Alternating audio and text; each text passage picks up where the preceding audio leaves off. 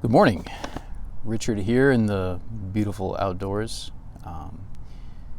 This is a park here in my city, and it's a beautiful Sunday morning. It's a little after 10, so the lighting's really nice. The weather's really nice right now. It's like mid to late 40s. Just a little bit of a breeze, so you'll hear that pick up on the mic. I think it's peaceful, frankly. I did an audio test, and I'm like, that's relaxing. Anyway, today's topic is happiness and the present moment. Learning to live here rather than there. And I wanted to begin by reading a poem I wrote. This was back in June of 2019. And I dabble in poetry every now and then. I would like to write more often. I need to make myself do that, honestly, make time for that. But I found this handy little thing at Barnes & Noble called the Poet's Notebook. It's really cool. Like, it gives you prompts and quotes from famous poets. Like, on this page, there's a quote from T.S. Eliot. T.S. Eliot says, well, you know what? I'm not going to read that. But it's just really cool. Like, it gives you prompts, like different ideas about what to write. You know, if you're into poetry. I like to write in free verse. I also like to write in iambic pentameter, you know, different setups for those of you writers or literature buffs out there. I'm amateur at best, but I do enjoy good poetry. And this is one I wrote in June of 2019, and the title of it is Here. And I want to give credit where credit is due. It was inspired by listening to Michael Gungor's podcast. And he was talking about a book he came out with, I guess it's been a couple years ago now, called This. And you're going to hear some sirens in the background. I'm not far from city roads, so that's just part and parcel of recording out here in the outdoors. Anyway, so Michael Gungor was talking about his book titled This. It's sort of autobiographical, but also just a presentation of his worldview at that moment as well.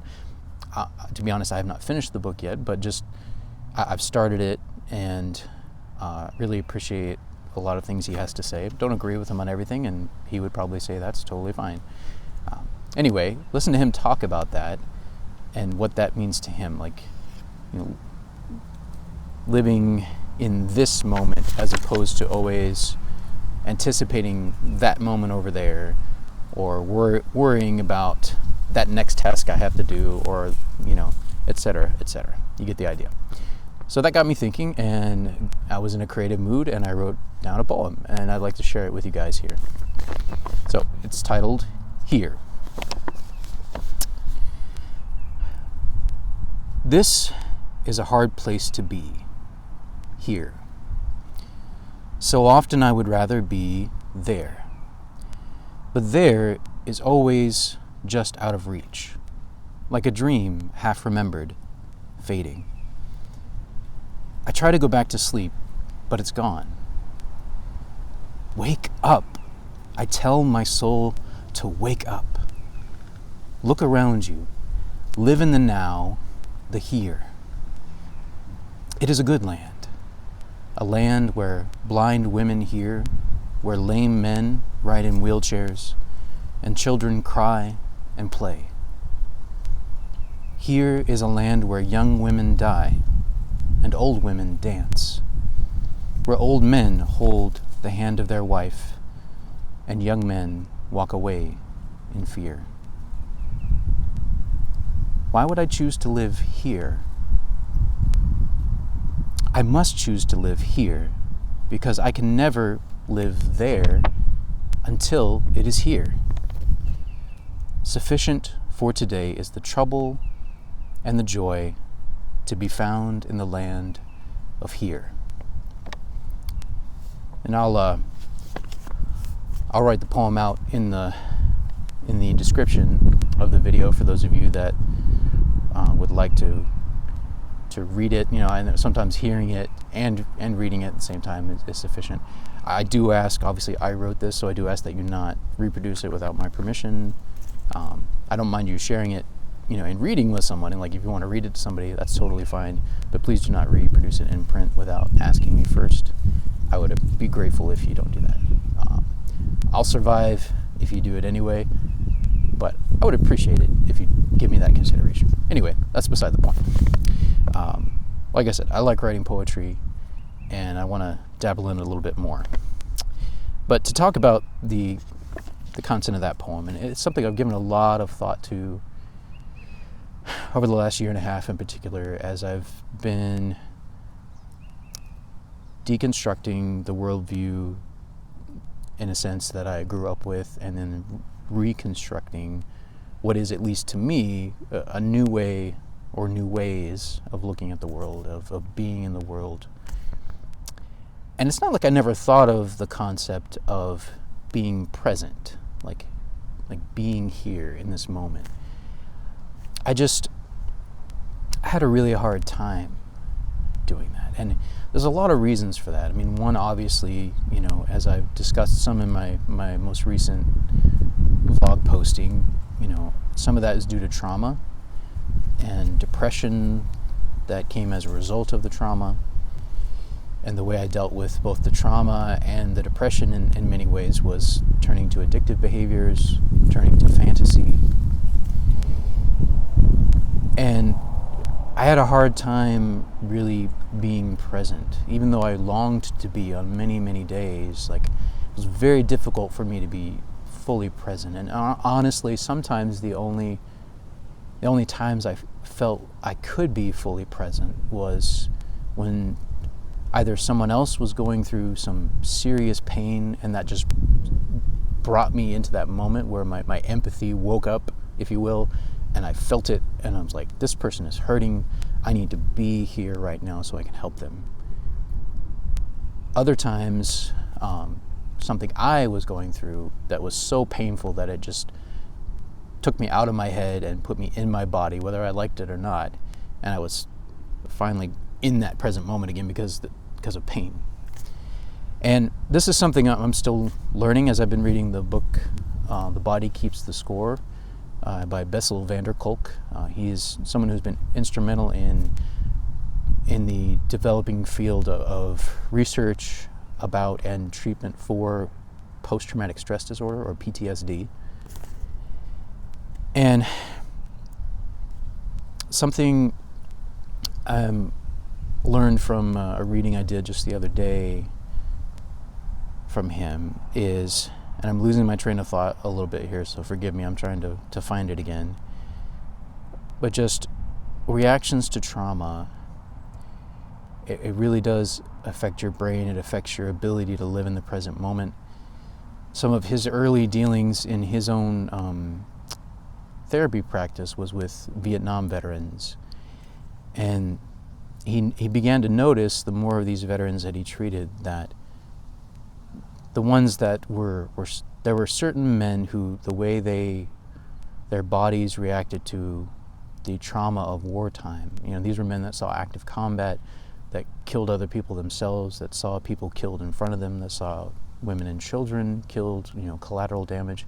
In some cases, and these are things they felt intense shame about, in some cases they themselves had killed women and children. Many of us have heard about these kind of sad atrocities that occur in wartime. One gentleman, as he was telling the story, one gentleman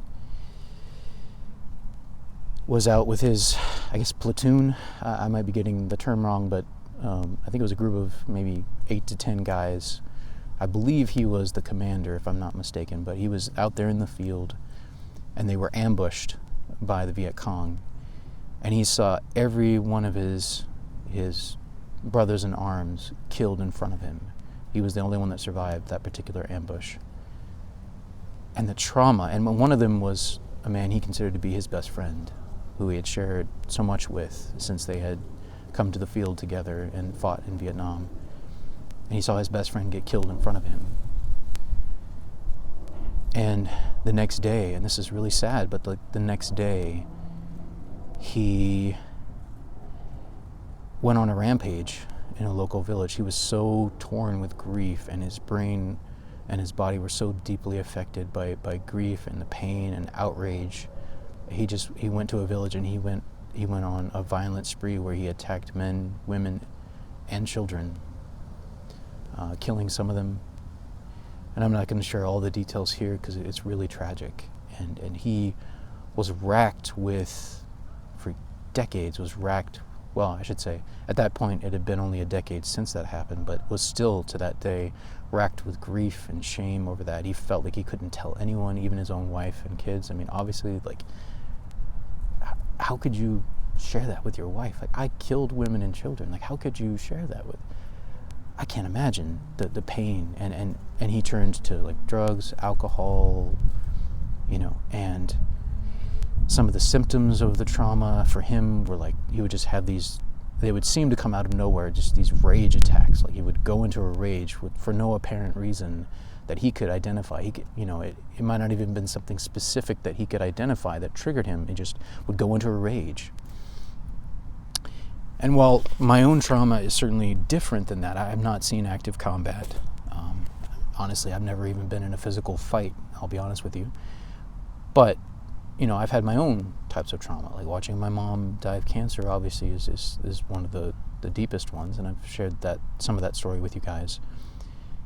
And I have had similar, not as violent as his, again, because my trauma has been different. It's not tied directly to violence. But I have also had rage attacks, my own version of rage attacks. There have been times, and I didn't know where it came from. I was like, where is this coming from? I couldn't identify any particular reason why, but I would just, whether it was stress or something would just build up, and then I would just, like, yell out in my car sometimes, and I had been trained to be considerate of other people enough where I almost never did other people see this in my life. I managed to keep it contained in private. I'd be in my car and, I'll be honest, sometimes I'd just yell the F word out, as loud as I could. And I couldn't necessarily even tell you why. I just felt so much something welling up within me, and then just some kind of rage. And it wasn't directed at anyone or anything. It just was there. And I didn't understand it. I had ideas, but now that I'm learning more about the effects that trauma have on the brain and the body, I'm realizing that this is a common symptom of people who have suffered trauma, whether that is the trauma of active combat or the trauma of watching a loved one die of cancer or of suffering from an illness yourself, some kind of accident. There are many different circumstances and events in our life that can lead to trauma. And these are things that can inhibit our ability to live here in this present moment. And for me, like, the way, in many ways, I've already talked about depression and how the brain, like, suppresses emotions to protect you from those powerful, painful feelings, that can overwhelm you to the point that your body would just completely shut down. The depression at least kind of puts a lid on those emotions so you can survive and at least get some things accomplished in your life. So it's a defense mechanism that your body has, but I actively chose certain things, like turning to fantasy, like watching hours and hours and hours of TV, binging Netflix back when it first started streaming, stuff like that. And I'll be honest, and I'm still unpacking a lot of this, and I'm not trying to slam a particular religion. I'm not trying to slam any of you or attack any of you. I'm just describing my personal experience and my efforts to understand it.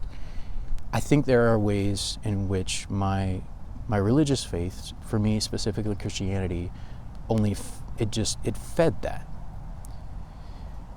Now this is tied, I will say, this is tied to my theology, and I know this is a difficult and controversial topic, from an empirical standpoint, and it's one that's also very personal for many of you, and it is for me too.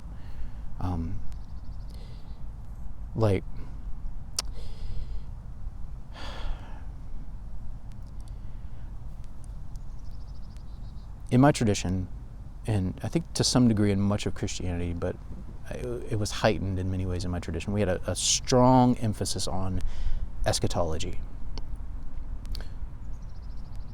And there was also this stark dichotomy that was presented between this life, this earthly life, and the next life, the afterlife. And the way I internalized that, in my own life was eventually, it's like nothing in this life really mattered. I mean, except in preparation for the afterlife. Like, the only real meaning this life has is in preparing for the afterlife. Making sure that you, and I know this will sound to some like works salvation, for those who know what that term means, but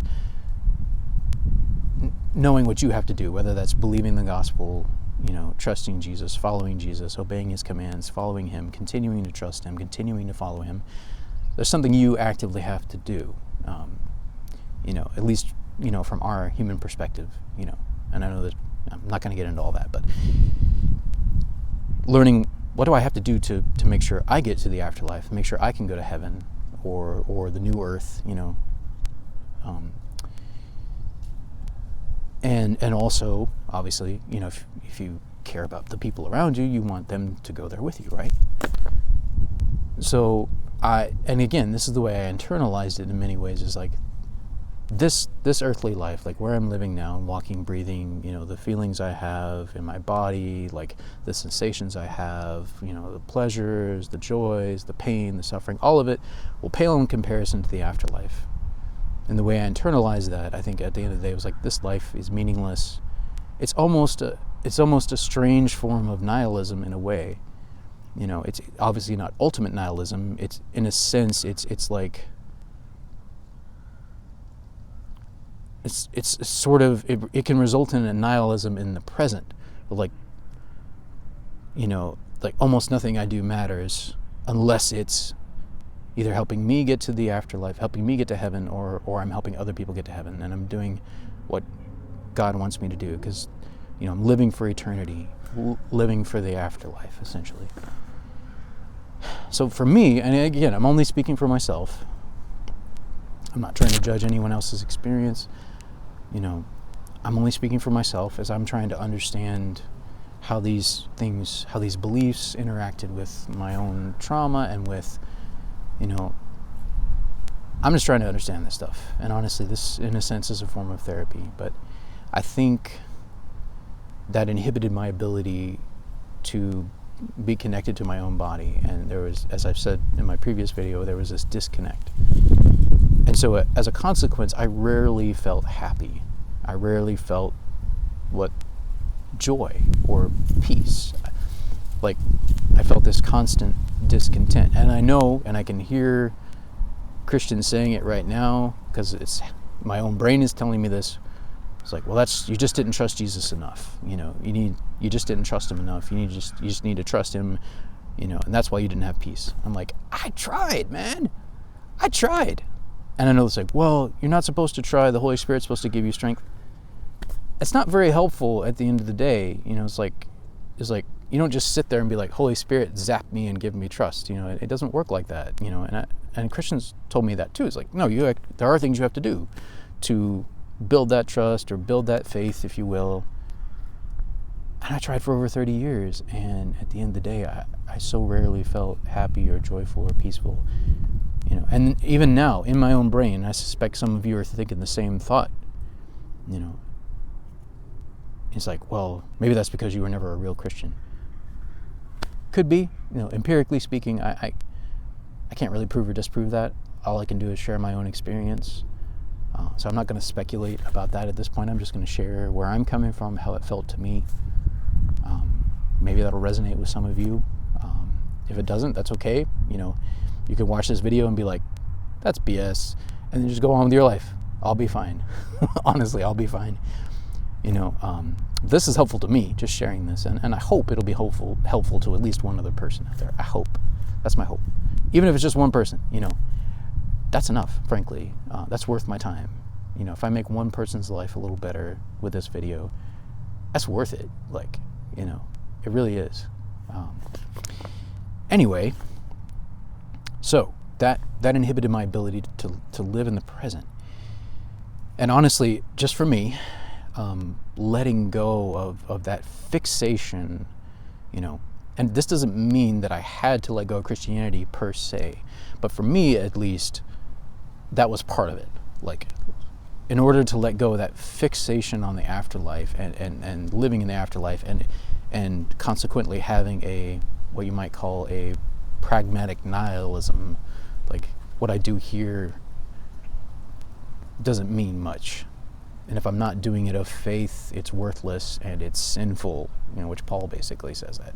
Whatever is not of faith is sin. So it's like, if you don't do it right, or you don't do it where you think you're trusting sincerely in Jesus, then it's worthless, and it's not only worthless, it's evil. I'm like, and for me, like I said, that led to a practical nihilism day to day, and it inhibited my ability to feel happiness, to feel joy, to feel peace, to feel love and affection for my wife, for my kids, for my family members, for my friends, and since letting go of some of that, I felt gradually, and it's still a work in progress, but gradually I felt freer and freer to really be here in this moment with you right now, and not somewhere else off in my head. Like, I'm here with you right now. I'm feeling what I'm sharing, and it feels good, honestly, to share this. And I don't think that's a bad thing. I don't think emotions are either good or evil. They're not sinful or righteous. They are, to wax scientific for a moment here, they are physiological responses to stimuli. They're natural physiological responses to stimuli.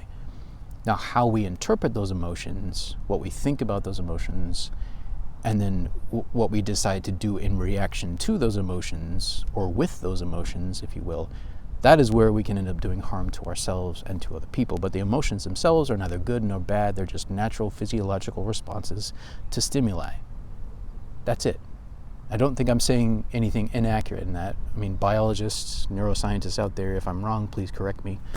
Please, honestly, please do. Say something in the comments. Like, I don't want to say anything inaccurate, but I think that's a pretty truthful way of explaining it. I mean, as scientists understand it, it's just your body's natural. So for me, coming to that realization, this is just a natural physiological response to stimuli.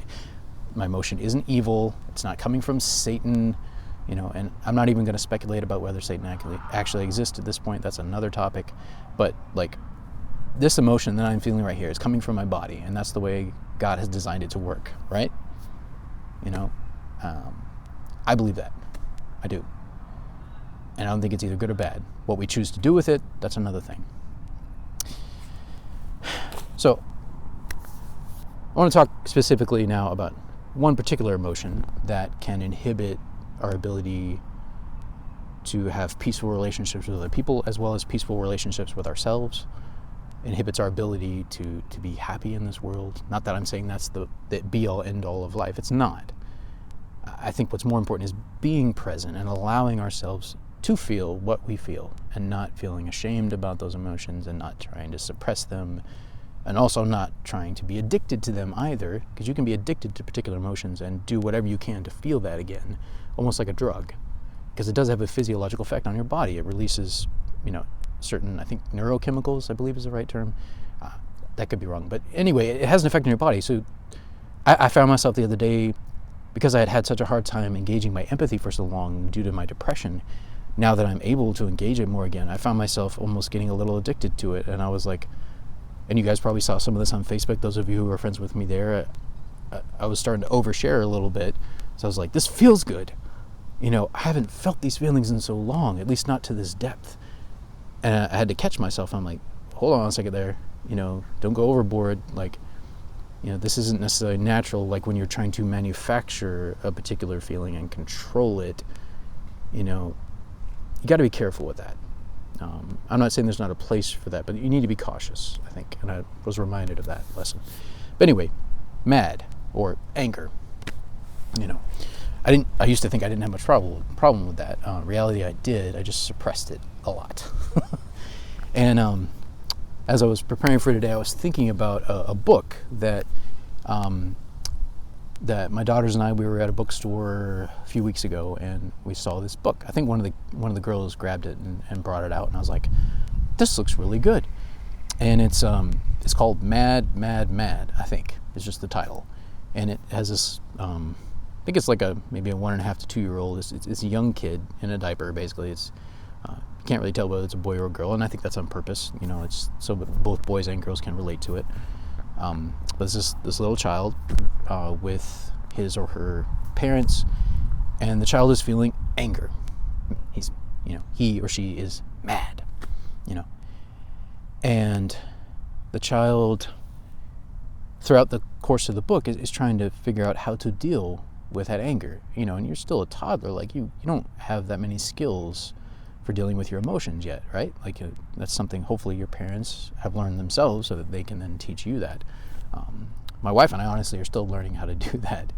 I mentioned before, Daniel Tiger's Neighborhood has helped us, and this book is really good. Like, so it goes through kind of some of the stages of the child, like different things the child might try to do to express that anger, like throwing a temper tantrum, like falling on the ground, kicking her feet.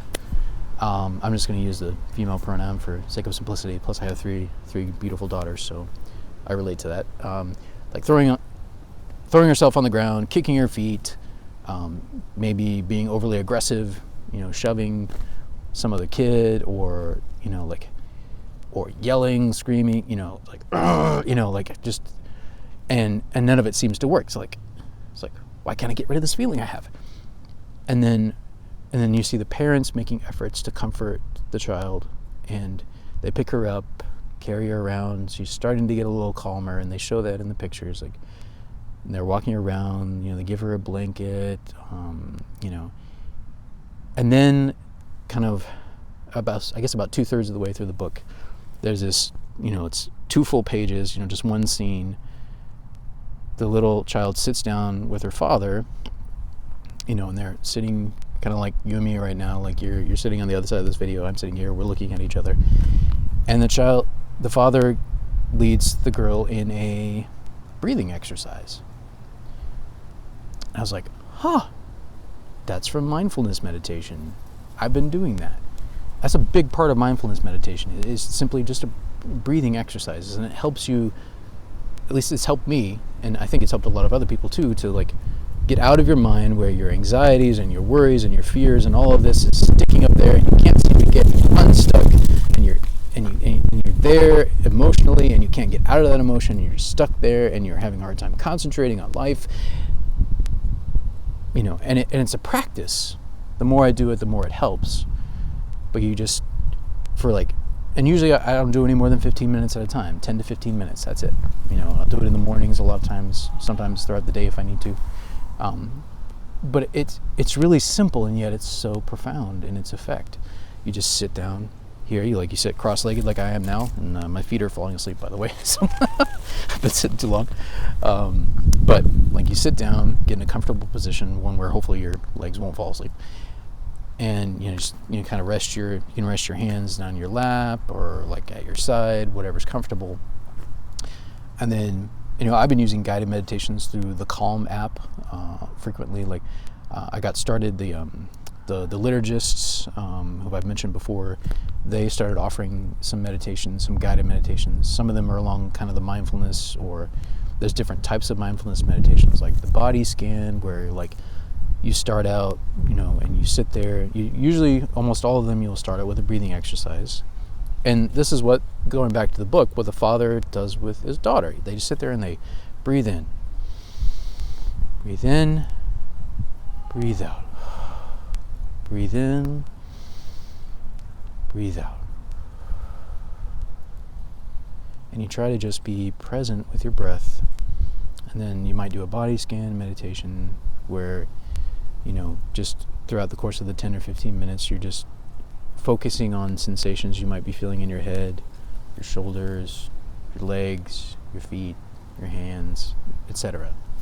And it just helps you, it calms your emotions, at least it has for me. Not every time, but over time, I've learned to get in the state where I calm down, I'm able to be present, fully present in my body. And honestly, it helps me think more clearly. At the end of the day, I've been able to think more clearly and be more present with my wife and kids. And I can't recommend it enough. And getting back to the book again, like at the end, it's really cute and helpful, honestly. At the end, it shows probably about maybe a dozen different pictures of things that can make the mad go away. So one of them is puppies. The girl's hugging a puppy. Another is friends. She's hugging her friend. Another is reading. Reading a book can help you calm down, and it's good for your brain. And another one is yoga. That's also one that has helped me. I do yin yoga. That's been very helpful. And you don't have to get into Buddhism, or if you're worried about that. I used to be like, I'm not afraid of Buddhism anymore, but you don't have to go into Buddhism or whatever other Eastern religion is connected to yoga. Honestly, it can just be being still and doing stretches, and just being calm and quiet and doing stretches, and it doesn't have to be more than that. It's very peaceful, it can be very relaxing, and again, it's good for your body too. It's good for your muscles. It's good for helps you sleep better, all kinds of stuff. Anyway, so that's another one. So it just gives this list of and one of them was even pillow punching. So it's like, this can be helpful sometimes. I mean, boxing, I think, is helpful to adults a lot of times. Like you have something to take some of that anger out, and you're getting exercise at the same time, which gives you endorphins, which helps you feel better. So, it's just a really cool book, and my kids love it. Like they keep, that, especially that first week after we bought it, they kept wanting to read it again. It's like, Dad, let's read the Mad book. I was like, oh, this is so cool. Like, my kids are learning skills for how to regulate their emotions in a healthy way that can help them be present in their bodies and not feel ashamed of a particular emotion, not feel that they have to suppress it. They can acknowledge it, they can verbalize it, they can say, I feel angry right now, I feel sad, or I feel happy. And you don't have to be afraid of feeling happy for fear that feeling will get, you can just be in that moment and feel the happiness in that moment, even though up here it's like, I'm not going to feel this forever. I could, maybe you're taking a walk while you're feeling this, like I could trip and break my leg and the happiness is going to disappear. That could happen, but what's the point in worrying about that and letting it ruin the happiness in that moment? Like, just be there with it, feel it, and enjoy it. I'm enjoying the sunshine right now. That the sun came out from the clouds, it just feels really warm and comfortable. And be happy, and you don't have to be scared of that. And you don't have to be scared of when it'll leave you. Like, just when it's, and there are things we can do, obviously, to help that feeling come around more often, if you will, not in a manipulative way, but just to put yourself in a healthy environment, a healthy personal practices, so that you do feel happy more often and content.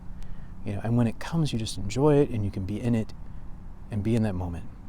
And this, hear me when I say, this doesn't mean that you have to sever your relationship with God or anything. Honestly, I think it would make it better, because you can be there and feel connection with God and be present. I think prayer practices, honestly, meditative prayer practices, where you're kind of just being still and just being present, like those can be really helpful as well. And science has borne that out. Like, that can be just as helpful as meditation practices. And it just takes practice. You just work at it, and don't get discouraged if you don't feel the same way every time. That's okay. And just work at it, and be healthy, be happy,